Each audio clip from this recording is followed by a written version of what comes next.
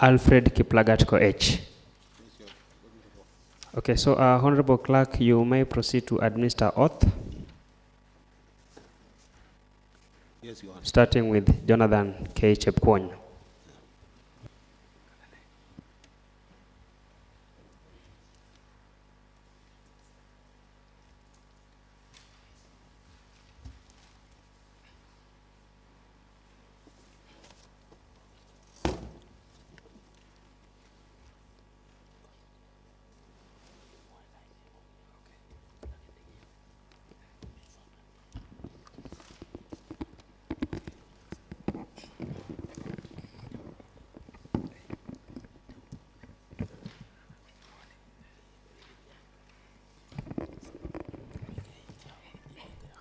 So, I, Jonathan Kipruto, do swear, affirm that the evidence I shall give before this committee on the matters under its consideration shall be truth, the whole truth, nothing. So help me God.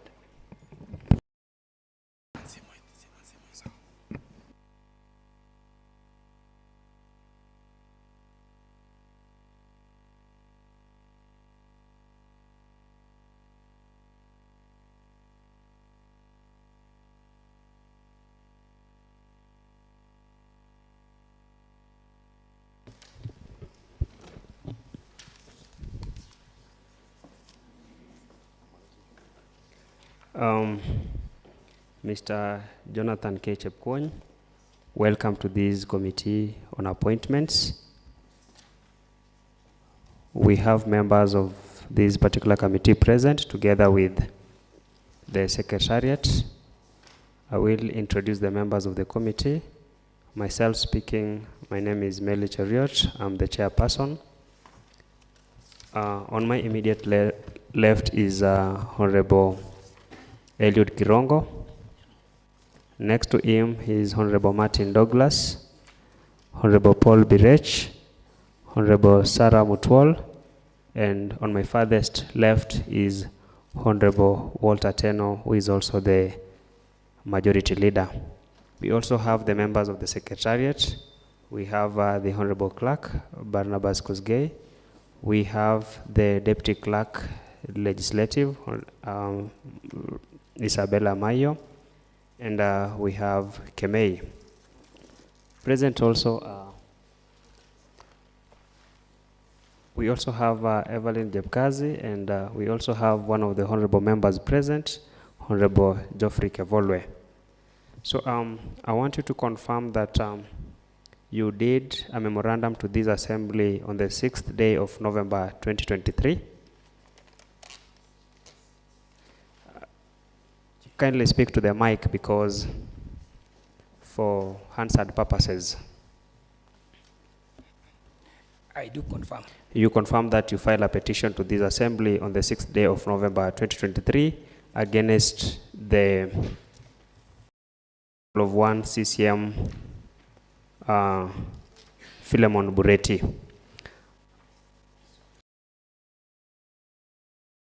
A written response from the said nominee. Pardon? I want you to confirm a written response from the said nominee over the memorandum that you filed against him. No.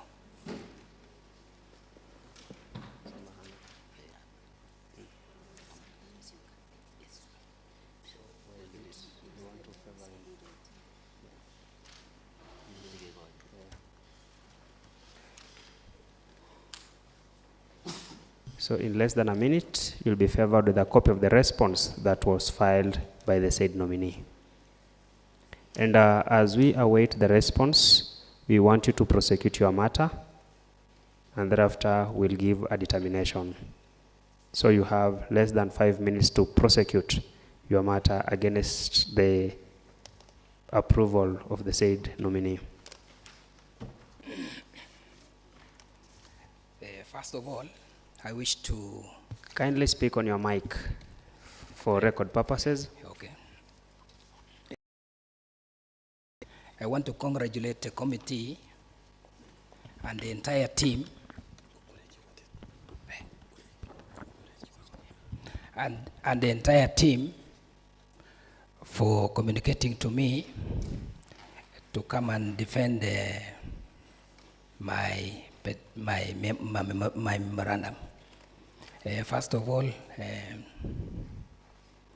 there are a number of issues I have raised in my document concerning the CC, and more so the manner in which the vetting process have been conducted since we started. I want to refer you on, first of all, on the court order. And my understanding of the court order dated 13th, which was served upon the governor. This order was actually quashing any legal ruling. Our petitioner, I want you to confine yourself that you've raised a memorandum as against the approval of one CCM member, that is Bureti. Thank you. Let me go back to the contents against the CC. First is actually the violation of the Constitution. Second is integrity and bad governance in the department. Is incompetence and the kind of gross misconduct that he has executed as a CC.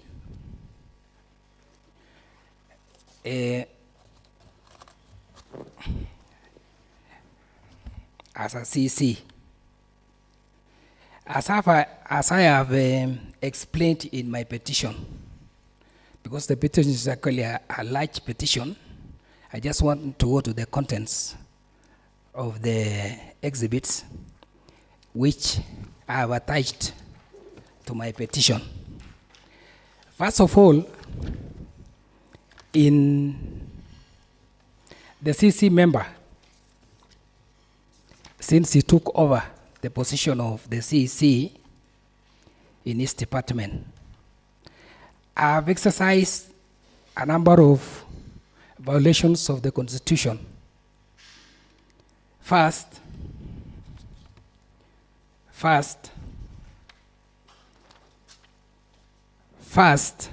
this county assembly made a degree in a case of one Alfred Koech to effect County Assembly. The annexure is attached. There is an annexure attached as Exhibit 2. Contrary to the County Assembly Standing Order number 206, dated 1st July 2021.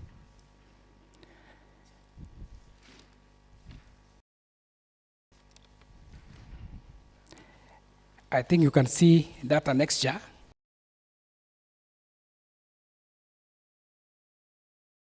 To this committee that the member insubordinated county assembly. The member has insubordinated county assembly decisions. That there is an affidavit attached. November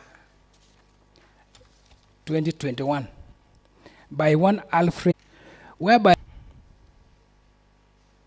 the said officer under Article 35 on information contrary to the Constitution marked as Exhibit 456.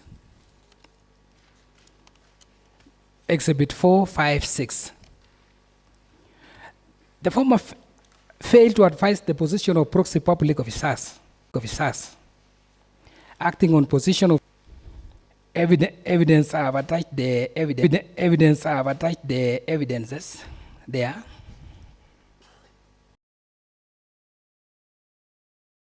C. According to the affidavit of one Koech Alfred, claimed that to extort money from the members of the public, and more so from that evidence I have just adduced. BDP number 1 Kapsabet stroke 126 2023-04, which has been gazetted. This is a BDP that has been developed for Kapsabet development plan. This BDP has a scale, the normal scale for the previous BDP for Kapsabet town is 1 to 2,500. Now they have developed a BDP 1 to 35,000. Now, this PDP affects all roads in the entire Kapsabet ward, not Kapsabet alone, it is the Kapsabet municipality. Now, when this PDP was developed, it affects people's land. The said CEC have not offered public participation, and also he has not executed the element. Mark, this PDP have been developed and gazetted. Same. There is what we call County Development Committee, Nandi County. He has been purporting physical planner from the national government. I have evidence to that. A letter from director expressing position in the national government. 2, designation as required by law. And even if so, on an act of one Alfred Koech. The state officer FIOPA consultant services to make the element of change of use. If you have a property and you want to make change of use, the lady directs you to go and use that company, which I suspect there is an interest which do not declare interest. However, you realize that there have been a lot of complaints in the department of physical plan, which are being executed in that office. This thing has existed for many years. And as members of the, you have got the power and the mandate to look and investigate further to establish out raised here. There is this development committee. Sorry, Honorable Petitioner, kindly urging you that, we wind up because... And I want just to go briefly on the integrity and acts of bad governance. Be very... Uses these officers, He uses these officers as a proxy in his office to execute the function of the CEC. As indicated there, this is not a county officer. There is another officer called a county surveyor, sorry to mention, who doesn't have any academic qualification, holding such a prestigious position in the county. The CEC failed to advertise competitively on such position, holding them as indicated in the affidavit of one Alfred Koech to extort members of the public. Petitioner, I know that you're now trading on a very dangerous grounds, because is it the requirement of the CEC in charge to advertise for competitive positions? Not a dangerous position, because Yeah, so, at the end of the day, he's in charge and he has to procure to advertise. And that is why we are saying that that is not a requirement of the CCM in charge. Rather, it is, it is a position that can only be advertised by the Public Service Board. Everything in the department stands at him. If you want to procure, he will write a letter to the Public Service Board to procure, because he is in charge of the department. And therefore, we cannot say he can operate certain officers in his office whose status are not known. Otherwise, I have written my submissions. Okay, thank you. Unless honorable members, you have any questions for the petitioner, mine will only be confined to one. And just a clarification. Yes.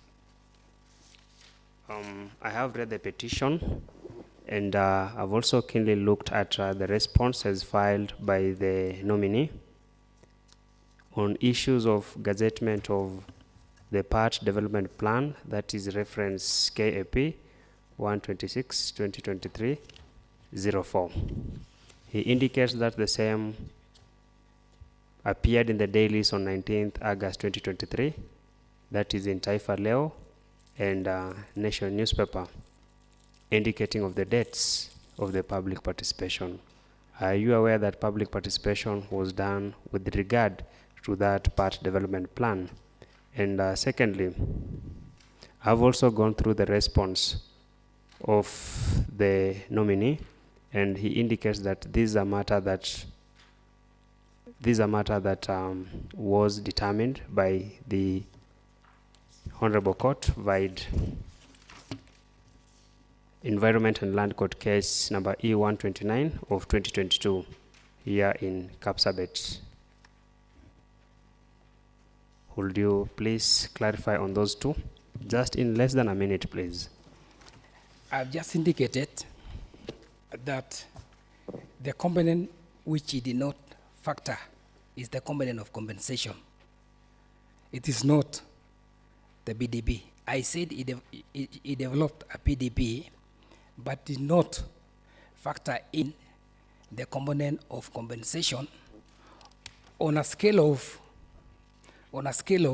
1 to 35,000, which actually affect all the people in Kapsabet ward, Chemundo, and Kiliboni ward, which falls under actually Kapsabet municipality. All roads within those jurisdictions is actually affected by this development plan.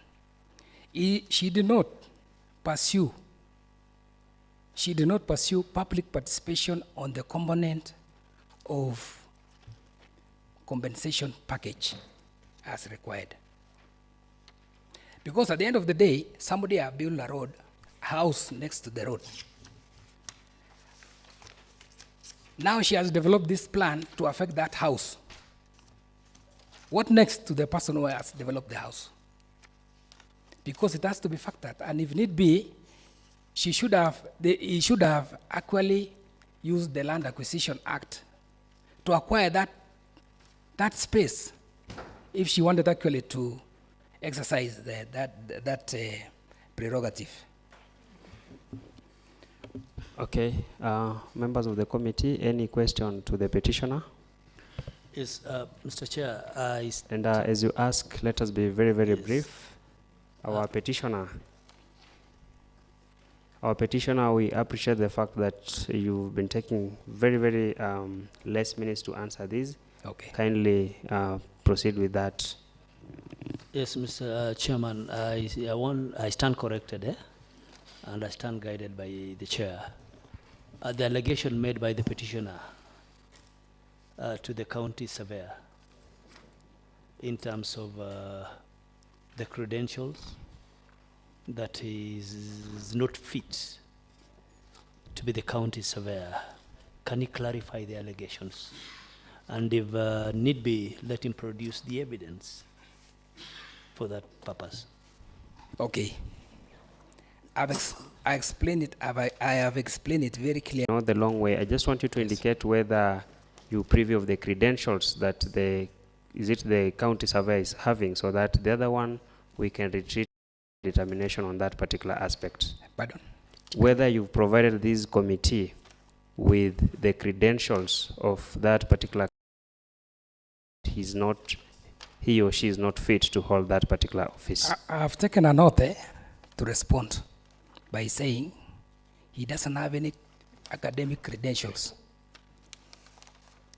I have taken an oath to explain he doesn't have any academic credentials to that effect. So which means you are in a position to verify and clarify for that purpose?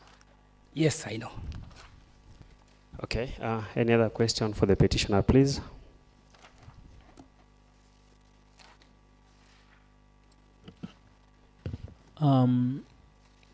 Just for clarification purposes, who is James Kiptokeme to you? Pardon? Who is James Kiptokeme to you? James? Kiptokeme. No, I'm not aware. I think it was a letter to Honorable Chair here in regards to... Sorry to interrupt. I know that is an issue that falls under the purview of the second petitioner for this purpose. Okay, thank Yeah. you.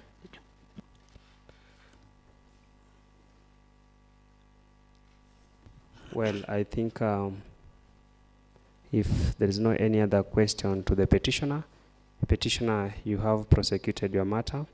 I know when this committee retires, we'll also consider your petition. And we also appreciate that a response was made to that petition. And as soon as the nominee will appear before this committee, he will also be tasked to shed light on the petition together with the responses filed. But as of now, the committee, when it retires, it will also make a determination to the petition as filed by yourself. Okay, thank you. Thank you.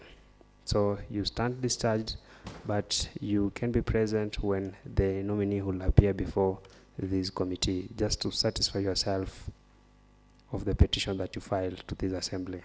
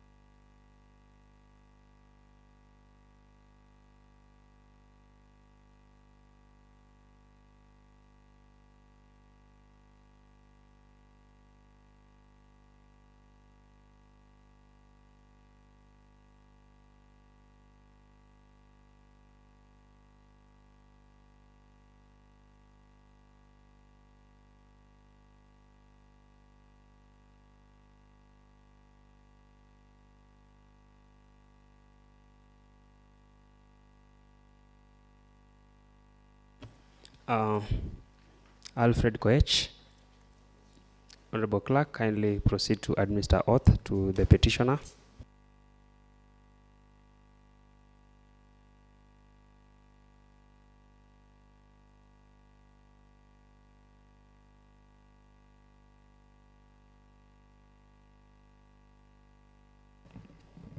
I, Alfred Kiblagat Koech, do swear, affirm that the evidence I shall give before this committee on the matter under the consideration shall be truth, the whole truth, nothing but the truth.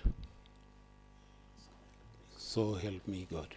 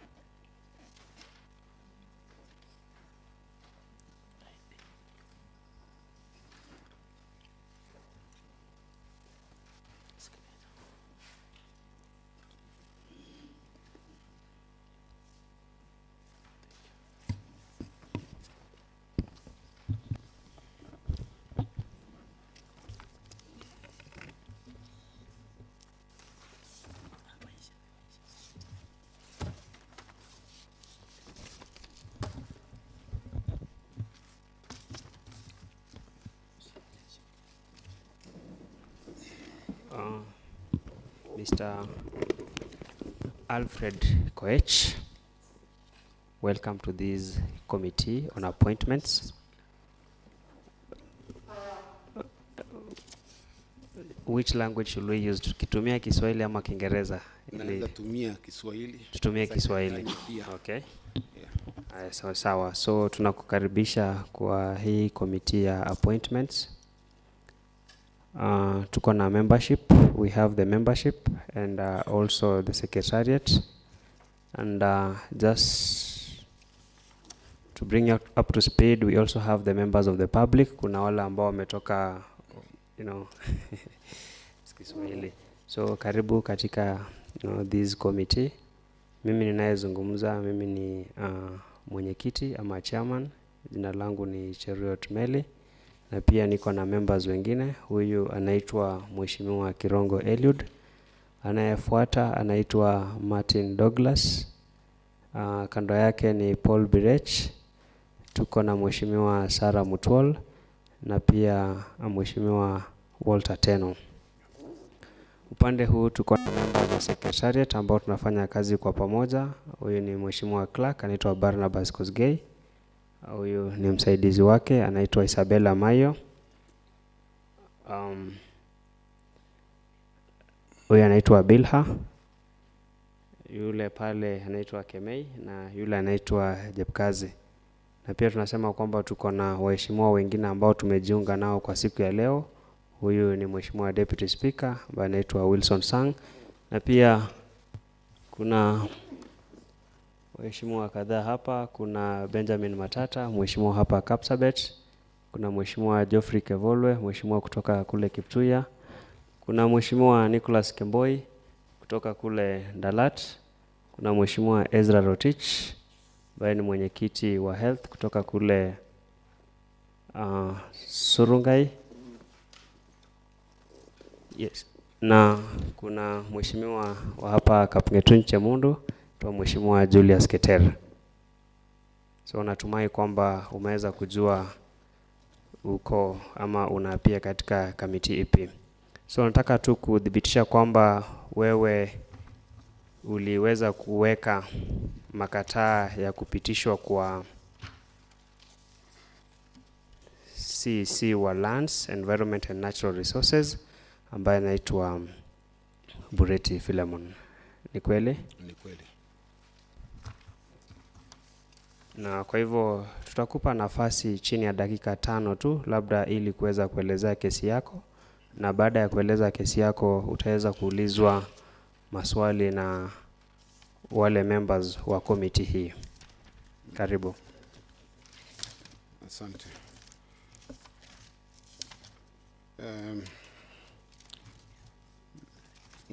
Okay.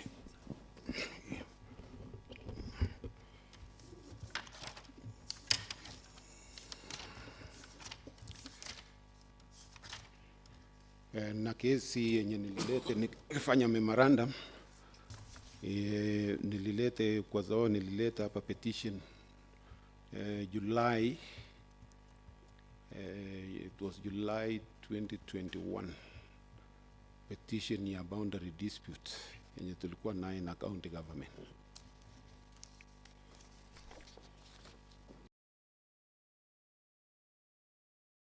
Tulianza mwendo wakati wa mwaka wa 2014 wakati walipoanza kutoa riparial lands. Wakati huo si kuwa nyumbani na naishi sehemu ya pande ya Namgoi. Wakati huo nilikuwa upande ya Moibeni. So wakati nikaambiwa, nikapigiwa simu, kuna wafanyakazi wa county government wamekuja kuweka beacons shamba, kusongesha shamba kutoka kwa mtoni ikikuja juu. So nikakuja nika lodge complaint. Mwaka huo 14, 15, 16 ikafika wakati wa election. So hiyo wakati hakuna jambo ilikuwa inaendelea. So nikawa naendelea up and down, naenda kwa county secretary CEC wenye alikuwa wakati huo Jacob Tanui, akaandika barua wakati mwingine na akasema waangalie hiyo neno hiyo la shamba na wamalize. So alipoandika akanipa mtu mwenye anaitwa Evans Chadiva, tukaenda naye mpaka shambani. Tukaenda, alikuwa na mtu wake wa mkono na nilikuwa na ndugu yangu. Tulipewa gari na serikali, dereva, ndugu yangu na tulikuwa watu karibu 1. Tukaenda tukaangalia, hatukusikizana kufuatana na vipimo vyake yenye alikuwa anapima. So kutoka hapo sikuachia hapo, nikakuja nikaendelea. Pia nikapeleka complaint, nikaenda tukaongea na county secretary. County secretary akaongea na pia akaongea na National Land Surveyor, akaita yeye ofisini na wakaandika barua ya kuwa turudi shambani pia tupime. So on the process ikawa sasa ni kuita majirani wenye wako karibu na wenye wako hapo. Wakaitwa, wakati huo kulikuwa na registrar alikuwa anaitwa Sabuni, Isaac Sabuni. Tukaenda tukapima shamba lote na ikakuja kuonekana kuna sehemu ya chini kule beacon zote ziko intact. Pande ya mtoni ndio mahali county government ili fence na kuweka waya. Na kufuatia hiyo, hilo shamba ilikuwa ni eka 10 kwa title deed. Na walipopima ikapatikana kuwa na eka 8.5. Hakuna 1.5.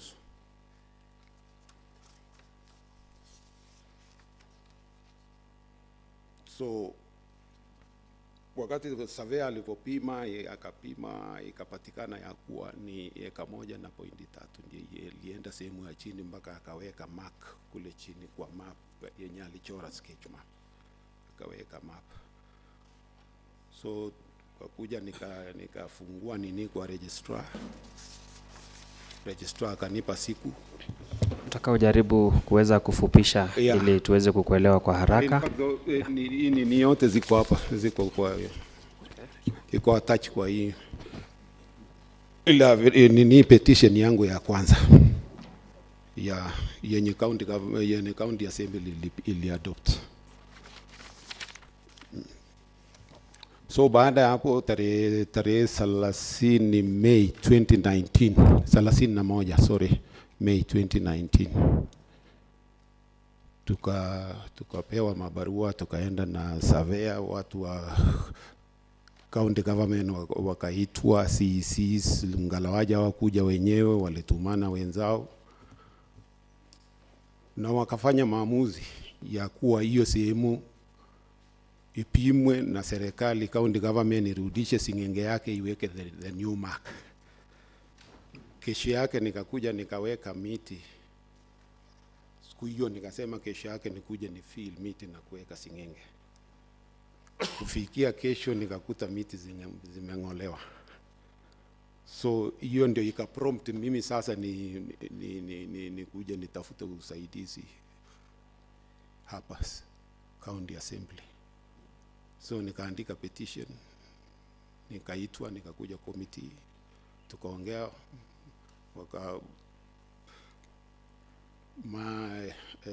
waheshimiwa wakakuja, wenye walikuwa lands committee wakakuja mpaka site, majirani wakakuja wakaangalia na ikawa evident iko hivyo, maji ilirudishwa. Wengine wako mpaka kule mtoni, yangu naanza ilisongeshwa mpaka juu.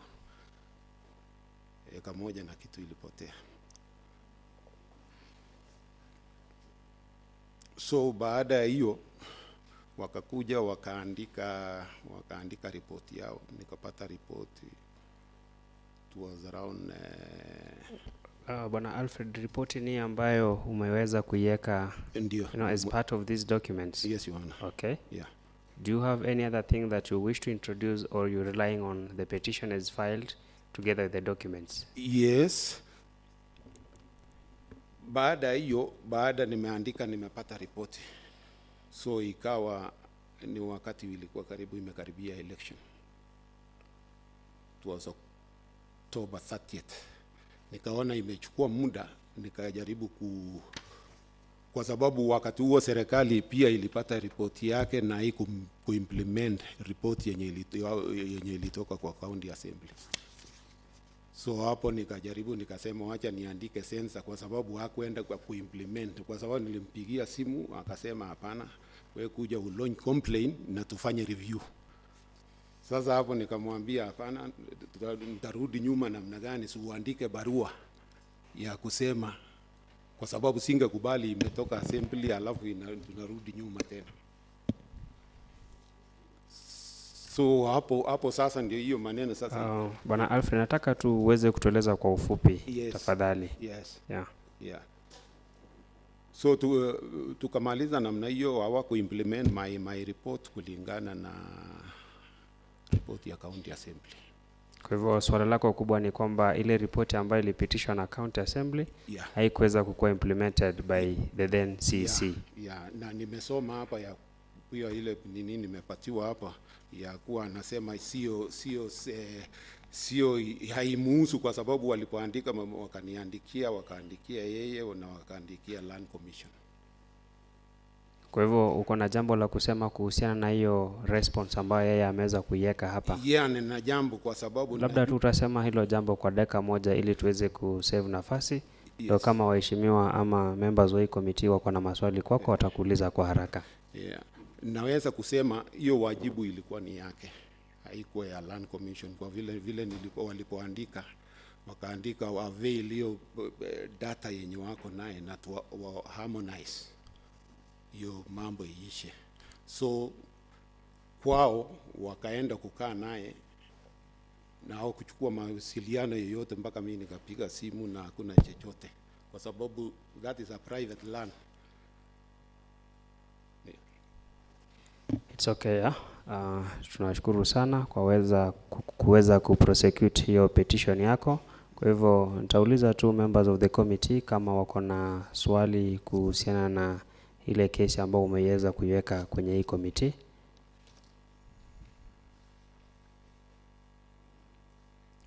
Honorable Teno. Asante mwenyekiti. Labda tu niulize petitioner kwa ile ripoti ya assembly ile walipitisha recommendation ambayo moja ilikuwa inasema that the original Pecon's be restored and the owner be allowed to enjoy use of his land. Ulipewa ripoti baada ya bunge kupitisha hii ripoti? Niko na ripoti. Kuna ripoti, ulipewa barua ya kwamba bunge imepitisha hiyo ripoti? Nilipewa. Uko na hiyo ripoti? Niko na hiyo ripoti. Asante mwenyekiti. Well, labda kabla hujaulizwa swali lingine na mheshimiwa yote, kuna hii petition haukutengeneza ama mlitengeneza mkiwa kikundi? Kuna wale ambao waliweka sahihi, other petitioners. Kuna mmoja ambaye anaitwa Peter Kipkemboi Sang. Mlikuwa pamoja ulipokuwa unatengeneza petition hii? Tulikuwa pamoja na tulikuwa pamoja nao wakati tulikuwa na registrar kwa shamba. Kuna pia mtu ambaye anaitwa James Kiptoo Kemei. Yes. Linus Kirwa Talam. Huyo ni surveyor. Samson Kipruto Tildai. Yes. Sami K. Kolum. Yes. Na mtu ambaye anaitwa Peter Kirwa Tanui. Wote mlikuwa pamoja pia ulipokuwa na leta malalamishi haya kwenye komiti hii? Na walikuwa wanaelewa. Na wakaweka sahihi. Nataka tu kukufahamisha kwamba huyu ambaye anaitwa James Kiptoo Kemei, yeye kuna barua ambaye ameiandikia komiti hii kusema kwamba hamukuwa pamoja ulipokuwa unatengeneza petition hii. Si kweli. Yeye pia ni surveyor, alikuwa ni surveyor wangu. Na tulikuwa pamoja, nilimpatia Kuna sensa nilikuwa nimetengeneza kabla ya 30th May. Sawa, tunataka tu kujua kama mlikuwa pamoja ama mlikuwa pamoja. Tulikuwa pamoja, ni mtu namjua Okay. na ni surveyor. Sawa. Kuna mmoja wetu ambaye bado ako na swali kwa petitioner. So I think the petitioner we've had your petition, you prosecuted your petition, na labda tu komiti hii itakapoondoka mahali hapa kwenda kufanya uamuzi itaweza kutilia mkazo ile petition ambao umeweza kuifanya kwa siku hii hapa assembly. Kidogo tu bwana mwenyekiti. Yes. Ningependa tu kuuliza bwana Alfred, majirani ambaye mnapaka pamoja na shamba lako, wao waliguzwa ama ni wewe peke yako? Kuna kwa hii ripoti iliandikwa waliguza wengine, wakawacha wengine mpaka mtoni, wengine sasa mimi nikasukumwa juu. Okay. Yeah. Iko ndani ya ripoti. Okay, asante. Kwa hivyo vile tumesema kwamba komiti hii itakapoenda kuandika ripoti itaweza kuzingatia ile submissions ambao umeweza kuifanya, na endapo tutahitaji ujumbe zaidi kutoka kwako pia tunaweza kukualika ili bado ukuje upeane clarification kama itahitajika. Kwa hivyo kwa saizi tunashukuru uwepo wako hapa na tunashukuru kwamba umeweza kuja ku prosecute hii petition. Kwa hivyo umekuwa discharged, unaweza ondoka, na labda tu kukumbusha kwamba pia wewe uko na nafasi ya kuweza kusikiza tunapofanya vetting process ya yule nominee ambao uliandika memorandum dhidi yake. Thank you. Nimeshukuru. Asante mheshimiwa.